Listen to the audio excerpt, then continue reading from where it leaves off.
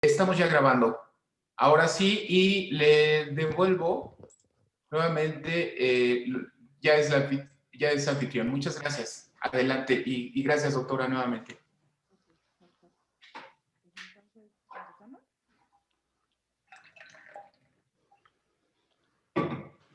Okay. Entonces, ya empezamos, ¿verdad? Y por favor, muchas gracias, doctor. Perfecto. Bueno, el término de patología dual, pues algo de su historia, ¿no? Antes de...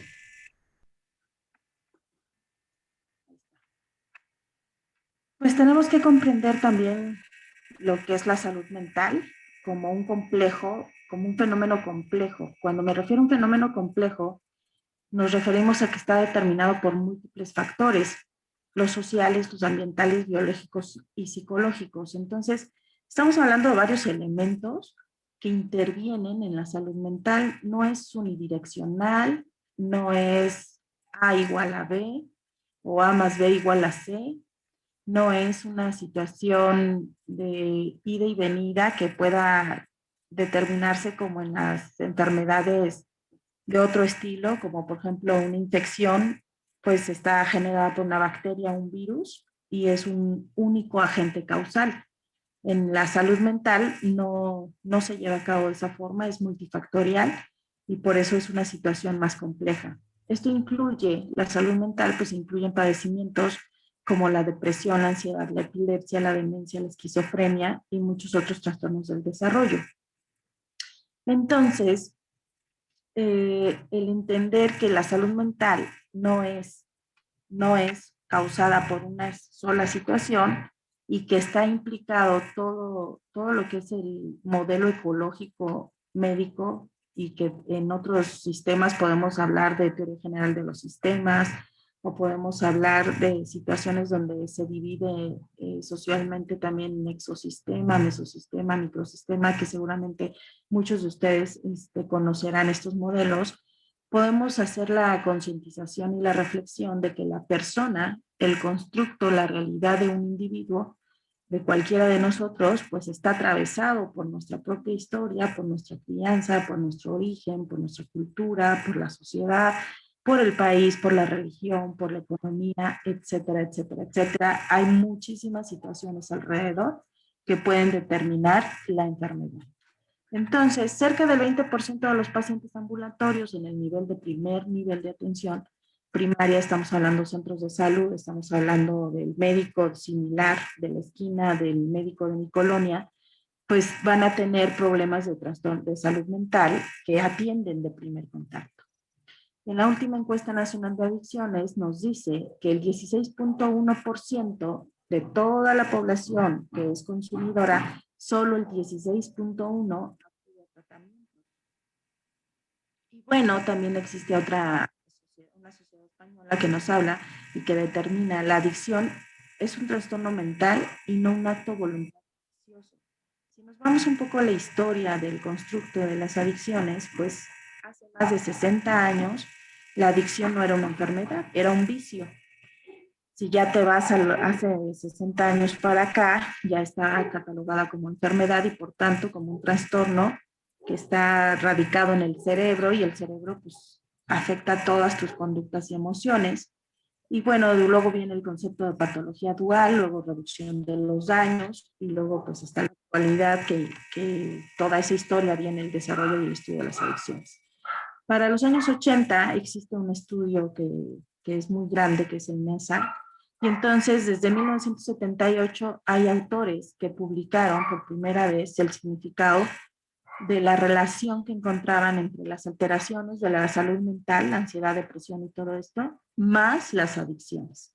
Entonces, todo el antecedente viene desde ese entonces. En las últimas décadas, pues se ha clarificado no solo la íntima relación, sino que también había probablemente la hipótesis de que se compartan estructuras neuroanatómicas y funcionales, y por eso las conductas adictivas vienen inherentes y vienen en comorbilidad muy unidas a los trastornos por uso de sustancias.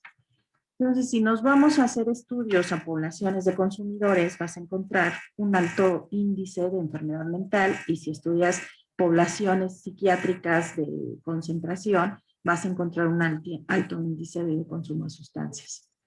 Tan es así que los trastornos de ansiedad tienen 3.2 veces más la aparición dentro de los consumidores y el trastorno bipolar incrementa 3.6 veces el riesgo de consumo de drogas. Entonces, esto es una situación bidireccional en donde los factores genéticos, neurobiológicos y ambientales pues se cruzan.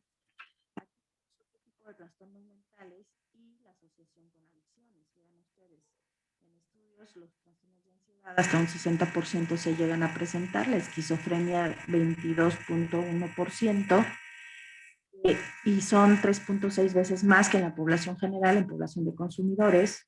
La relación de trastorno bipolar con consumo de drogas se eleva hasta un 50-60%. Trastornos delirantes como la celotipia en alcoholismo, un 4%, 58% el trastorno de personalidad asociado con drogas, 39%, y hay literatura que hasta un 70% puede alcanzar el TDAH y drogas, y la depresión hasta en un 80%.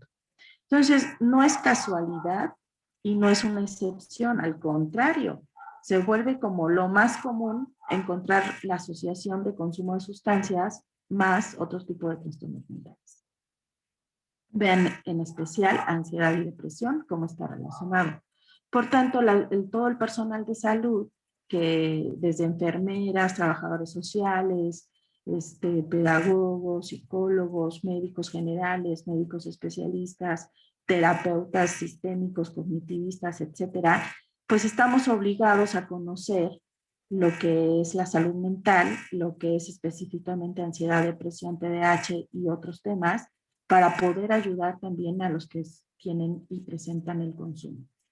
¿Cuáles son como los síntomas más comunes que vamos a encontrar en las personas que puedan tener esta comorbilidad o esta asociación de patologías? Pues es un elevado nivel de nerviosismo, impulsividad, puede haber conductas violentas, puede haber conductas que generen un daño a terceros, no seguir las normas, desajuste en las rutinas, pensamientos a veces paranoides, distorsiones de la realidad, inadaptación a algunas conductas sociales. Y bueno, pues todo eso pues genera la...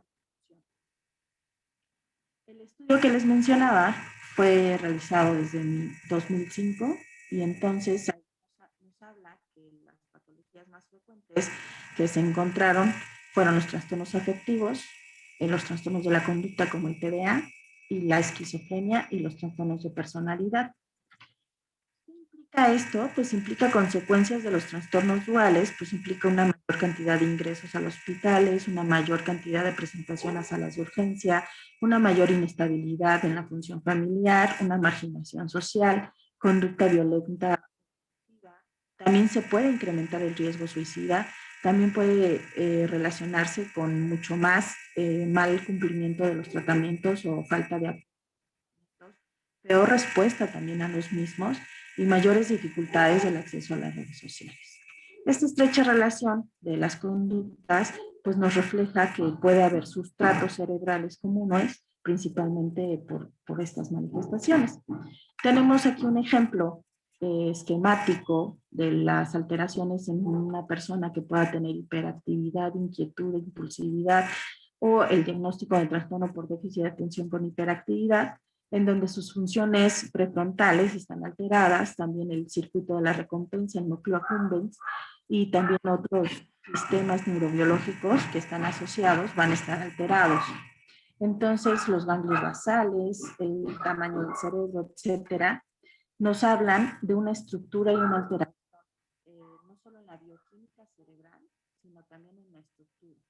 Y entonces, a nivel funcional, ¿cómo lo vamos a ver? Pues con alteraciones en el control de impulsos. Con Perdón, doctor. Perdón. De pronto el sonido se va y de pronto como que se satura.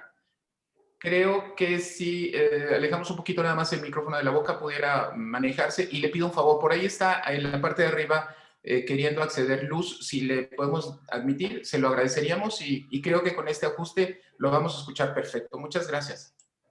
Ahí me escucha mejor y sin eco. Ahí la escuchamos muy bien. Muchas gracias. Ok, y admitir a luz. En la parte de arriba dice admitir a luz Las o personas han accedido a la sala de espera. nada más dígale admítalas a todos y ya entra. Admitir todo. Ahí Muchas está. ¿Ya? Perfecto. gracias, doctora. Vale. Entonces, en el TDAH, ¿cómo se muestra la manifestación? Bueno, pues encontramos con personas con problemas del control de impulsos y eso, si ustedes nos ponemos a observar también la conducta de la persona consumidora, pues es también un problema de control de impulsos porque hay una obsesividad por el consumo, ¿no? Y unas conductas compulsivas. Ahora, dentro de los factores de riesgo pre y perinatales también asociados a la presentación del TDAH, van a encontrar ustedes también que está muy asociado al consumo de drogas en los padres o un contexto familiar de consumo también de algún tipo de sustancia. Entonces, si vemos el TDA, pues hay una disminución en la biología, en la bioquímica de noradrenalina y dopamina, y si nos ponemos a pensar en las adicciones, las sustancias tóxicas llegan a un área común que es el núcleo accumbens y entonces se eleva la dopamina. Vulgarmente, coloquialmente y así en Vox Populi podemos decir que se junta el hambre y las ganas de comer. Entonces, pues es un match perfecto entre las cuestiones de vulnerabilidad biológica y la situación del consumo. Una de las teorías más globales en las que las sustancias y sus efectos psicotrópicos se utilizan es que justamente las drogas la utilizan las personas para atenuar algún síntoma. Por ejemplo, una persona que es tímida o ansiosa o insegura puede utilizar el alcohol para darse valor y acercarse a las mujeres o tener valor y enfrentar situaciones que normalmente no enfrentaría o simplemente socializar. Muchas personas que son fóbicas sociales con el consumo de alcohol disminuyen la ansiedad y entonces eso les permite tener como pues una sociabilidad en una fiesta, en una reunión, etcétera. Entonces estos efectos de la sustancia podrían estarse utilizando como automedicación. Entonces, si vemos el caso otra vez del TDA, las personas con TDA les cuesta concentrarse y consumen nicotina. La nicotina tiene un poder también y ayuda a mejorar la concentración. Entonces, como que ahí hace un complemento, ¿no? En muchas ocasiones, pues las habilidades son mejoradas o son atenuadas también. Por ejemplo, es frecuente que las personas muy inquietas, muy hiperactivas o ansiosas puedan utilizar cannabis para bajar su ansiedad o para relajarse. Entonces, todo esto es parte del constructo de la patología dual, donde tenemos que determinar si primariamente hubo una enfermedad o un trastorno de salud mental como ansiedad, depresión o TDAH y posteriormente se agrega el consumo, o si primero fue el consumo y después se agrega una enfermedad mental, porque también es cierto que si primero fui consumidor de alcohol y tengo problemas de pareja, problemas maritales, me deja mi esposa justamente por mi problema de alcoholismo, posteriormente puedo yo deprimirme por esa situación de donde ya no tengo familia. Entonces, esto se vuelve pues todo un reto para los que hacen el diagnóstico, porque también se tiene que determinar qué fue primero, si ocurrieron al mismo tiempo o fue posterior. Entonces, dentro de las secuelas psiquiátricas que también algunas drogas pueden generar, pues existe también los síntomas psiquiátricos durante la intoxicación, que pueden ser síntomas delirantes o psicosis mientras esté intoxicado, posterior a la intoxicación, o sea, en el síndrome de abstinencia, o bien antes del consumo de las drogas, a lo mejor ya tenía delirantes. Por ejemplo, tenemos a muchas veces en la clínica familias y personas y mamás que prefieren creer que los síntomas de enfermedad mental como delirios, soliloquios, hablar solo, estar irritable, alucinar o presentar paranoia puedan ser debidos al consumo de drogas, prefieren pensar que es así a tratar de entender, comprender y aceptar que pudiera ser una esquizofrenia.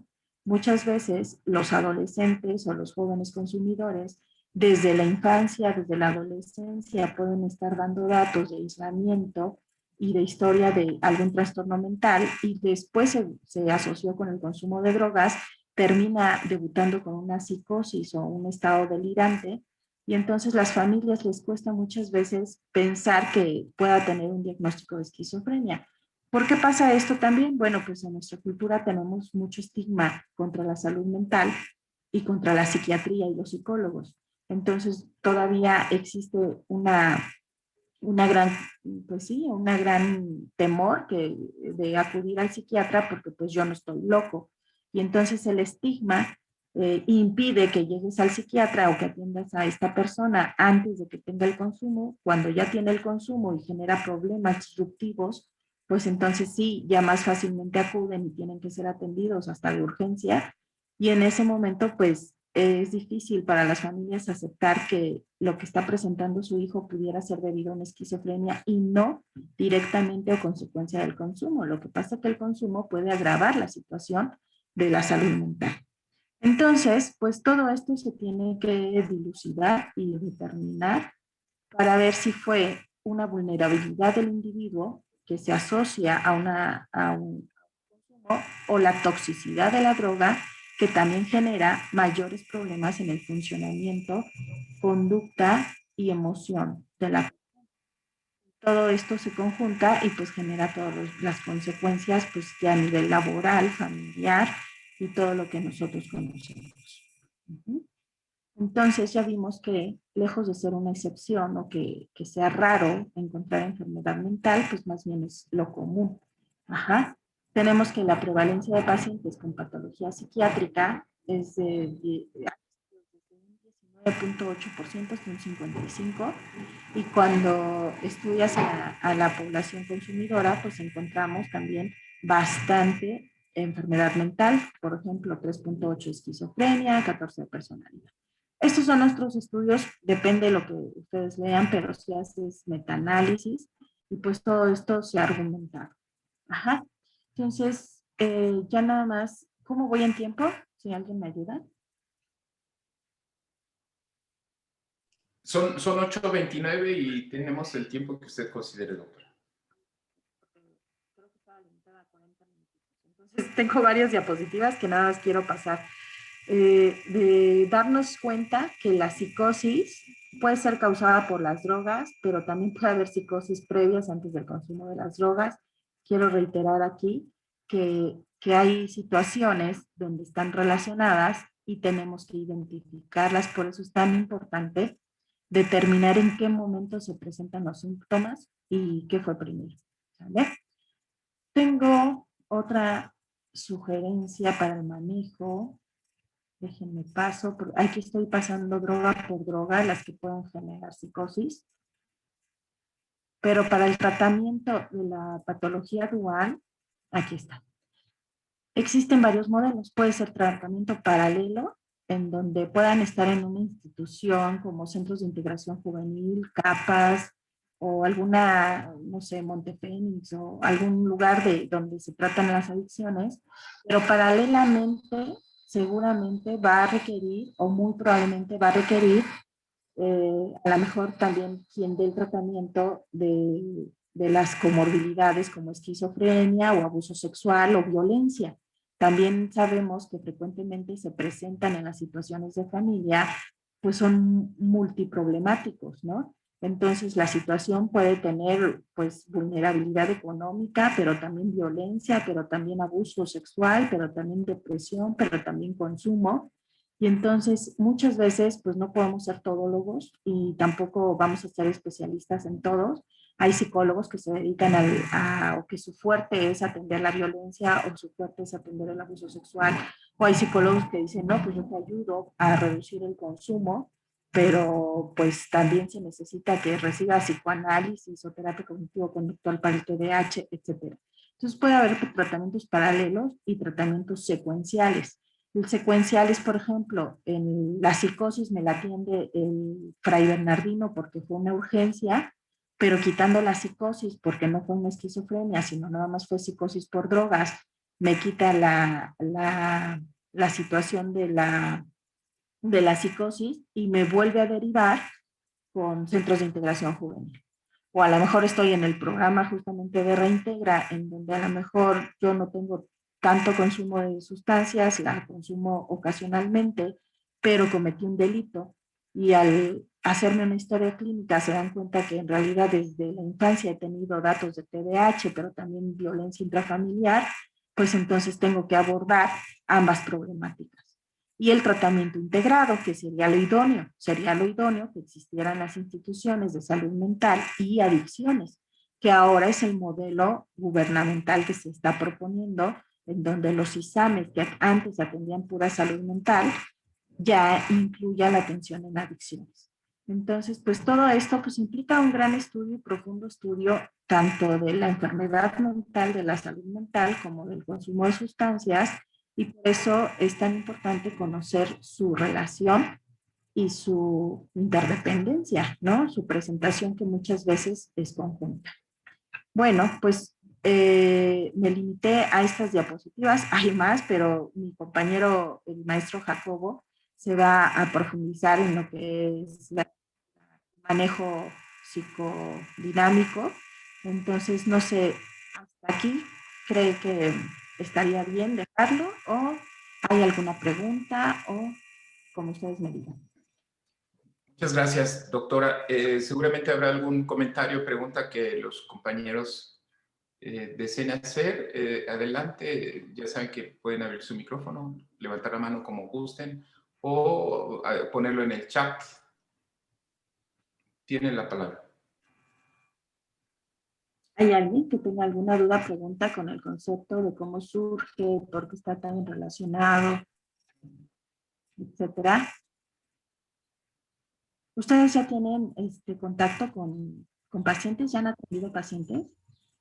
Sí, perdón. Es que se escucha muy mal. ¿Podrías repetir la pregunta, por favor? Que si alguien tiene alguna duda y que si ya han tenido contacto con pacientes.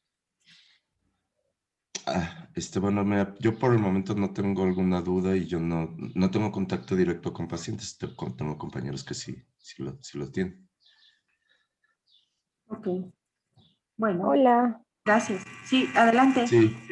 Gracias.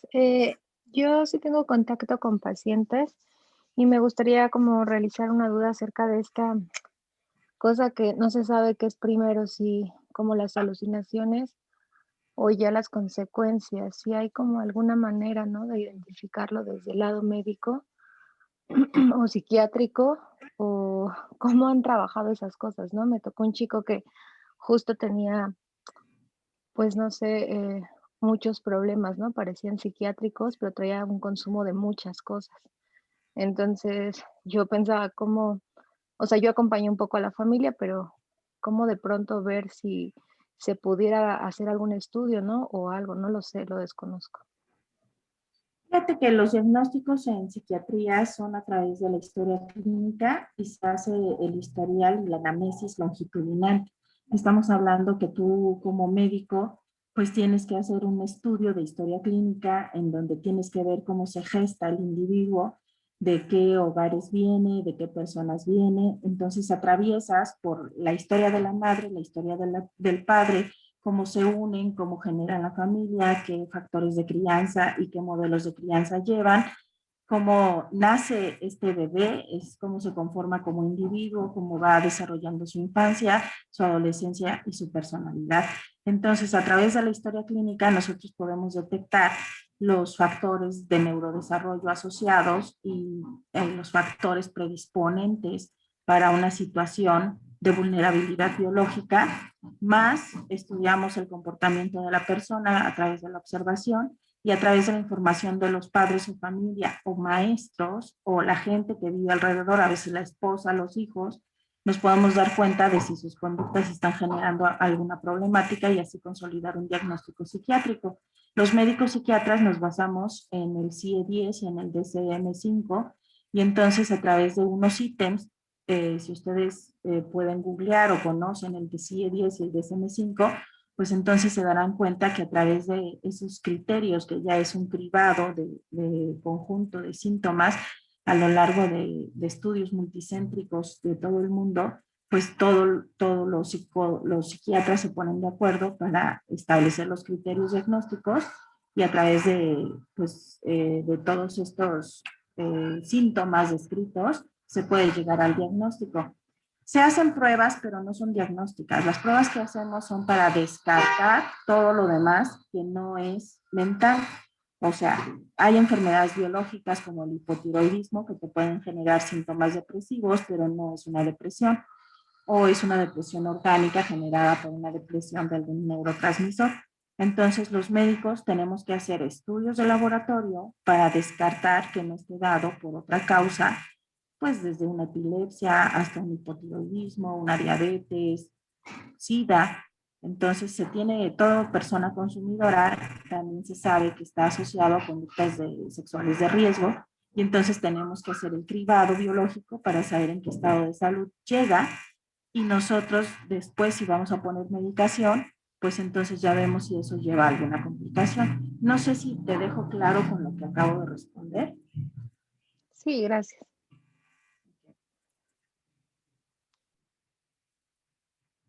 ¿Alguien más tiene alguna duda, pregunta, comentario?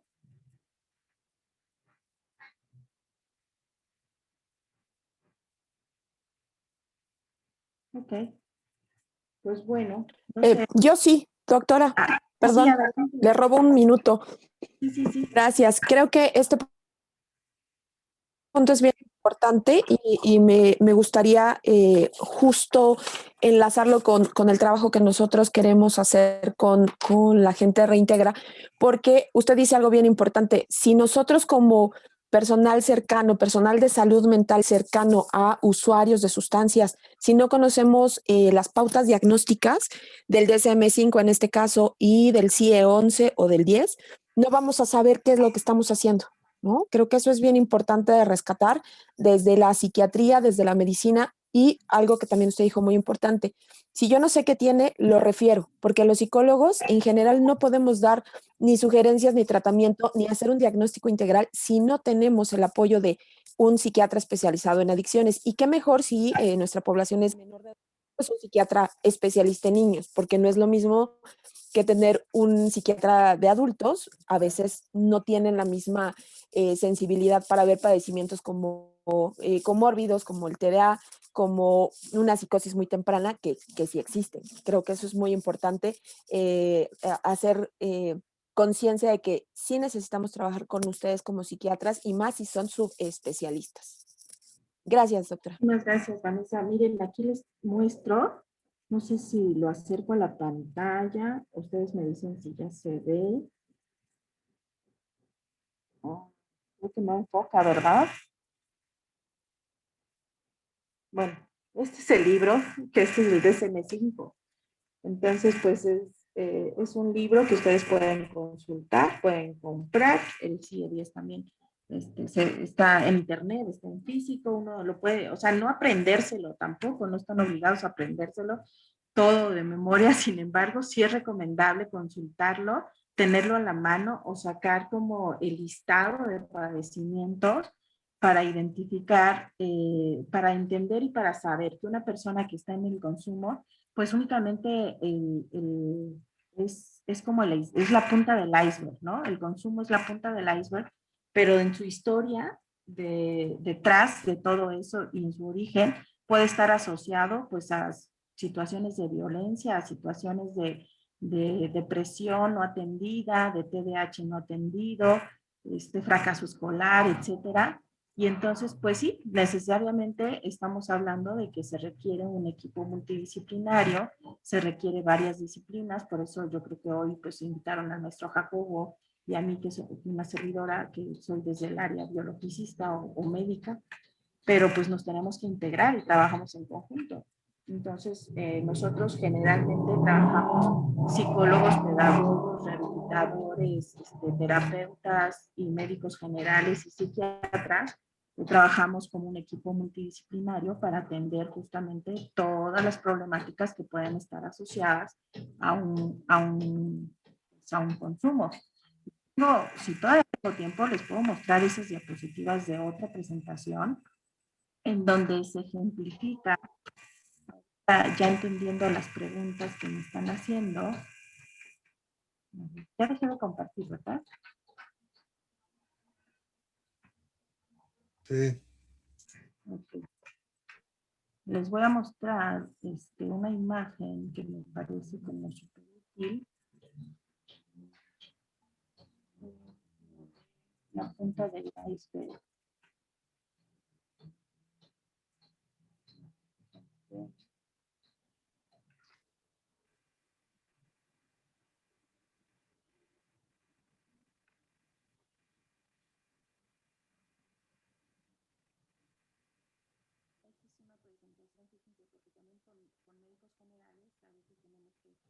Esta información justo para que también se den una idea de que pues una sola persona pues, no puede ser pues, lo que decíamos, ¿no? Entonces claramente vemos que la adicción es lo que podemos ver en la conducta porque es la que ya te llevó al problema y estar en un problema legal y a veces obligatoriamente ya te forza, ¿no? Y todas las familias o las personas que a veces llegan a esta situación legal pues en su vida habían pensado consultar a un psicólogo o un psiquiatra o no querían o no tenían la posibilidad y ahorita pues se les ofrece y casi casi se les impone, ¿no?